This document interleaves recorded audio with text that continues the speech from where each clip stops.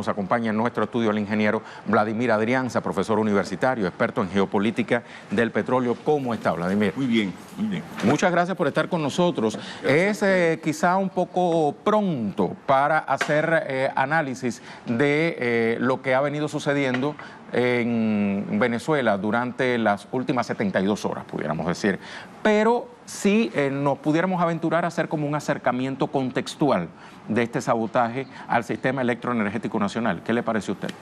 Bueno, lo primero que hay que decir es que ellos utilizaron un expuesto. Cuando me habla de ellos, ¿de quiénes está hablando? Estamos hablando de los Estados Unidos, del gobierno de los Estados Unidos, de la Agencia Central de Inteligencia de los Estados Unidos, estamos hablando del Pentágono y de la gente que en Estados Unidos, en el actual gobierno, dirige la política en contra de Venezuela. O sea que para usted no cabe duda de que quienes están detrás de estos hechos acontecidos en la nación suramericana desde el jueves en la tarde hasta la actualidad, que se sigue recuperando Venezuela de estos 3 sabotajes, como decía el presidente Maduro, son Estados Unidos. Evidentemente, porque el presidente de la República y otras personalidades como Delcy Rodríguez y Jorge Rodríguez hablaron de un componente que tiene que ver con la guerra cibernética y la desestabilización de lo que ellos llaman el cerebro del guri. Si eso es así, partiendo de esa premisa, indiscutiblemente lo que nos queda hablar es de qué es lo que está en el guri. Yo esto lo presenté estos días recientemente acá. Ajá. Y es lo que quiero mostrar nuevamente. El Guri, que es donde se encuentra la represa que además acompaña a la hidroeléctrica que sufrió este sabotaje cibernético. Por supuesto. Y además esa cuestión, la hidroeléctrica tiene 2 detalles que hay que tomar ¿Cuáles son esos 2 detalles? En cuenta. El primero de ellos es que Venezuela, desde ahí se genera el 70% actual, el 70% en los años 80 era prácticamente el 100% de la energía eléctrica que consume Venezuela. Y el otro elemento es interesante porque eso es gobernado por un sistema que se llama Sistema de Control Distribuido, Distributed Control System, montado por una empresa llamada ABB, que es la encargada justamente de su instalación, implantación y mantenimiento y entrenamiento del personal. Esta es una empresa que forma parte de un grupo sueco-suizo, de una integración sueco-suiza y que posteriormente dio origen a una sucursal canadiense. Y esa sucursal canadiense es la que se encargó, la que estableció Venezuela relaciones con ellos para la implantación de este sistema en el Guri. Este sistema está montado esto es lo que se llama técnicamente un sistema SCADA. Yeah. SCADA es un acronismo que habla algo así como un mecanismo, en inglés se dice Supervisory Control and Data Acquisition. Entonces, un sistema de control y adquisición de datos. Eso, en pocas palabras, hace lo siguiente. Tú agarras, pones un sistema en una red con un conjunto de computadores y le colocas un aparato que es analógico digital, que tiene un mecanismo de analógico digital como este. Este aparato, por favor, si pudieran ponchar aquí... Vamos a cerrar la toma para que la audiencia pueda observar mejor. Ok, entonces, este aparato permite justamente aquí, veámoslo de esta forma, este aparato permite establecer un enlace entre los diferentes dispositivos analógicos y la red de computadoras, que es la que está manejando todo esto. Esto, por supuesto, es vulnerable en varias formas posibles. A pesar de que tenga protocolos de seguridad y todo lo demás, esto está pegado a Internet. Inclusive, hasta donde yo sé, tiene conexión satelital. A ver, si logro entender hasta ahora lo que me está exponiendo Vladimir, esto echa por tierra la teoría de sectores de la derecha que durante los últimos días se han dado a la tarea, a través de redes sociales sobre todo, de desmentir lo que decía el presidente Maduro sobre este ataque cibernético. Decía que era imposible atacar desde el punto de vista cibernético la represa de la hidroeléctrica del Guri. Pero esto demuestra todo lo contrario. Esta historia la vengo contando yo, Rey, y por eso me di a la tarea de tomar la fecha. Desde el año 2010. Ok. Y en una oportunidad en que yo estaba en el Ministerio de Energía Eléctrica, el Ministerio del Poder Popular para la Energía Eléctrica, como consultor en el primer informe de gestión que yo planteé allí, uno de los elementos a considerar era fortalecer el control de acceso al sistema de instrumentación instalado en la central del Guri. Esto lo puse en la página 5 del informe. O sea, yo estoy hablando con propiedad de lo que estamos hablando. Si la hipótesis expuesta por el presidente de la República, partiendo de que sea cierta, aquí fue el golpe que nos dieron, porque ellos hablaron del cerebro del Guri, no hablaron de la administración a posteriori. En un sistema eléctrico tú tienes la generación, tienes la transmisión y tienes la distribución. Entonces ellos hablaron en el cerebro del Guri, que quiere decir en el marco generador. Quiere decir que el ataque debe haber sido allí, y yo supongo que el presidente de la República no es un mentiroso, porque evidentemente él podrá haber matizado algunas cosas en algunas oportunidades. Claro, porque es que la investigación todavía está en curso. Ajá, para allá vamos. Y entonces, pero indiscutiblemente cuando alguien de su jerarquía se lanza a decir esto, tiene que tener una base cierta del porqué. Yo lo que sé es que esta cuestión, este escenario, yo lo advertí en ese momento, en el 2011. Y posteriormente, en otro informe que pasé, además de haber repartido el caso para varias personas, hablado con varias personas, y en septiembre de 2011 volví a plantearles a la gente pues, que nos había contratado la vulnerabilidad de los sistemas, por parte, dicho así, demandan a Microsoft por espiar a los usuarios de los smartphones. Eso se los pasé yo en ese entonces, y era justamente para darle forma, para darle pie, para darle mucho más consistencia al planteamiento que meses antes yo había venido haciendo. Y por supuesto, en uno de los trabajos que yo les entregué, les digo, tenemos un 70%, hay una vulnerabilidad del Guri, 70% de la generación eléctrica del país depende de allí. Cualquier golpe que nos den allí desarticulan al país, y eso es una amenaza a la seguridad de la nación y a su defensa integral. Ya que cae en este punto, vamos a salir ahora de lo meramente técnico que usted muy bien acaba de describir para irnos más a la visión política. O sea, ¿con qué objetivo estos factores, tanto de la derecha venezolana como externos, dígase Estados Unidos, aceptaron este golpe?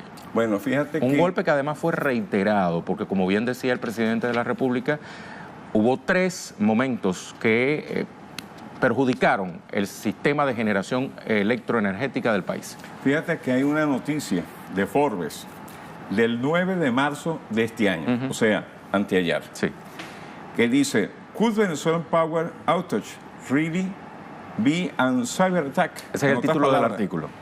Puede ser Venezuela víctima realmente de un ciberataque. Y es un periodista, un colaborador que se llama Karef Litaru.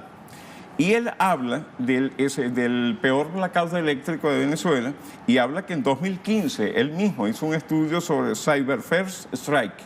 O sea, un golpe hecho vía ciberataque, tipo ciberataque. El primer golpe, como él lo llama. Y esto está en el marco de lo que yo vengo diciendo desde hace mucho tiempo, que es que hemos transitado de la guerra no convencional, del concepto de guerra no convencional al concepto de la guerra híbrida. Y fíjate que lo que dice él en el artículo, guerra híbrida previo a una invasión. O sea, que el objetivo final sería ese, la invasión, justificar una invasión. Y vamos a desarrollarlo un poco más para que veas todos los elementos de último momento que tenemos en adición a todo lo que veníamos haciendo. El día sábado, una sobrina mía se comunica con un amigo que vive en Argentina. En algún momento de eso que vino la luz por un momento, y ellos lograron comunicarse. Y él le dice que en Argentina se rumorea que Venezuela va a ser invadida de inmediato. Eso fue lo primero que le dijo. Ahora, por supuesto, más adelante, volviendo al caso del artículo, él habla de que interrumpir la electricidad, el suministro de agua, que es muy importante, hay que advertirlo al gobierno en gran nacional. Parte del país, cuando se interrumpe la energía eléctrica, se interrumpe el agua por la falta de bombeo. El bombeo. La interfaz de acceso a Internet, cosa que aquí pasó con todos los mecanismos, salvo la CanTV. gracias a Dios, CanTV analógica y de cable. Y entonces, el individuo en algún momento dice, en el caso de Venezuela, la idea de que un gobierno como el de los Estados Unidos interfiera en forma remota en sus redes eléctricas es en realidad bastante realista.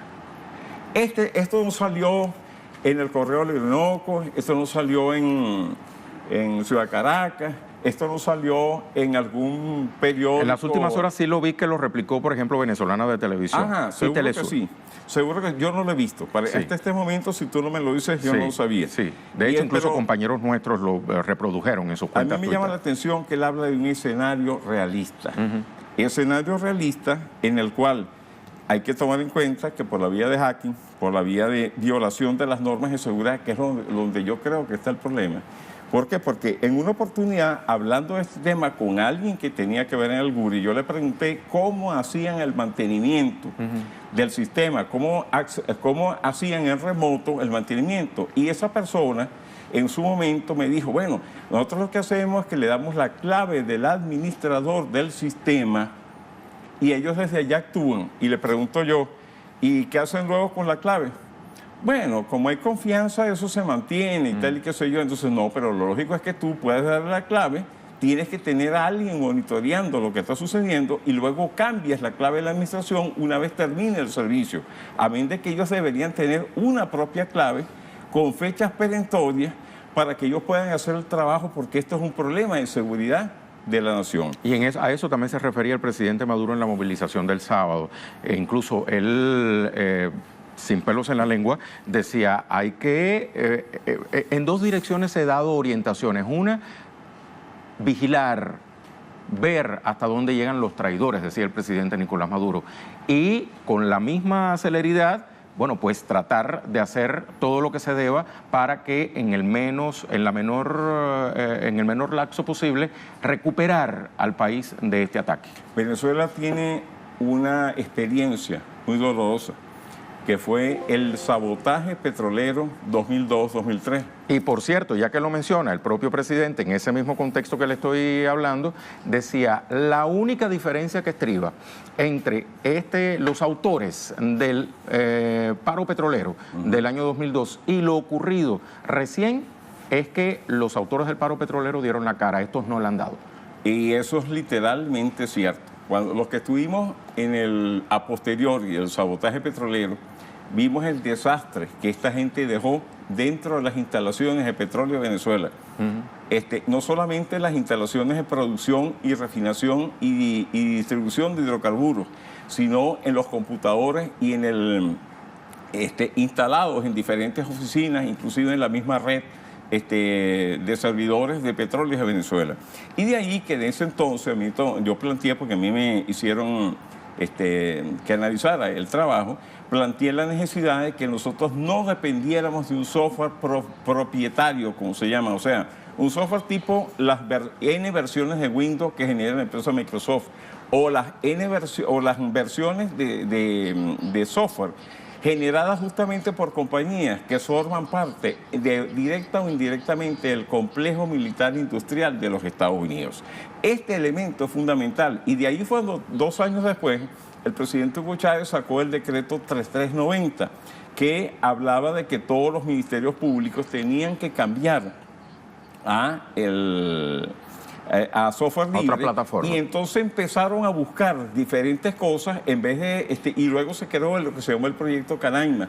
El proyecto Canaima ha debido crearse no solamente una plataforma venezolana, sino una plataforma de extensión suramericana, para que tuviéramos una distribución que permitiera, por razones de creación del know-how necesario, ser automantenible desde Sudamérica y particularmente desde Venezuela. Todavía nosotros tenemos gente en nuestros organismos del Estado que cuando tú le hablas entre software propietario y software libre, oye, le ven, se hacen horrores cuando uno le habla de software libre, pero el software libre, y más que libre, una distribución hecha como lo que es Canaima, es requerida, es necesaria, sumamente necesaria para poder tener control blindar, sobre lo que además sucede ahí adentro. Claro. El Linux es mucho menos sensible a los virus que el Windows. De hecho, el Windows fue creado para que tuviera vulnerabilidades, para facilitar el acceso por parte, en este caso de los Estados Unidos, de los